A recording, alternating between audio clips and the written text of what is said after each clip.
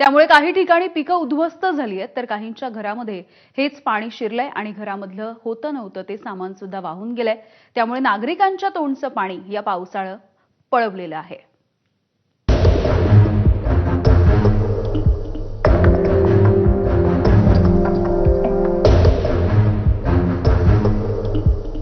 राज्यामध्ये पुन्हा एकदा मान्सून सक्रिय झालाय। अनेक भागामध्ये आज जोरदार पावसानं हजेरी लावली। अमरावतीच्या चांदूरबाजार तालुक्यात ढगफुटी सदृश पाऊस झाला। माधान गावामध्ये अनेकांच्या घरात पाणी शिरलं, तर शेतातही पाणी शिरल्यानं पिकांचं मोठं नुकसान झालंय।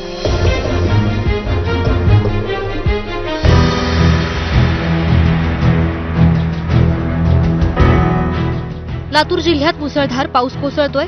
तावरजा, तेरणा आणि मांजरा नदी दुथडी भरून वाहू लागली आहे। नदीकाठच्या गावांना सतर्कतेचा इशारा देण्यात आलाय।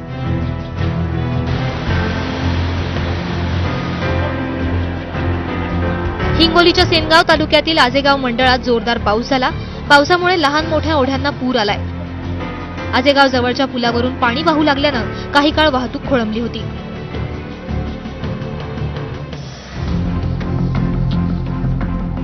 मराठवाड्यातील दुसरा सर्वात मोठा प्रकल्प असलेलं परभणीतील येलदरी धरण 94% भरलंय।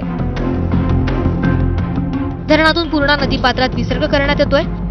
नदीकाठच्या गावांना सतर्कतेचा इशारा देण्यात आलाय।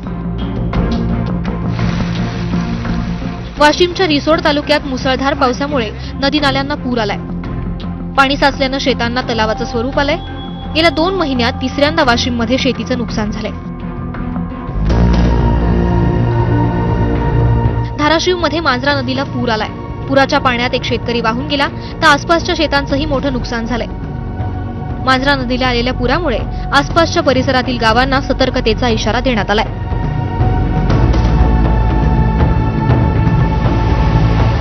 धाराशिव जिल्ह्यातील तेरणा धरण ओव्हरफ्लो झालंय।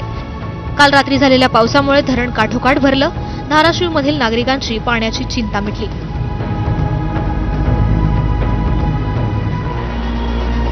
रायगड जिल्ह्यात मुसळधार पावसानं हजेरी लावली आहे। सखल भागात पाणी साचल्यानं नागरिकांची मोठी गैरसोय झाली।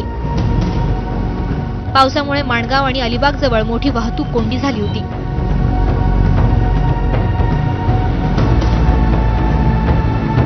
नांदेडमधील मन्याड नदीला पूर आलाय।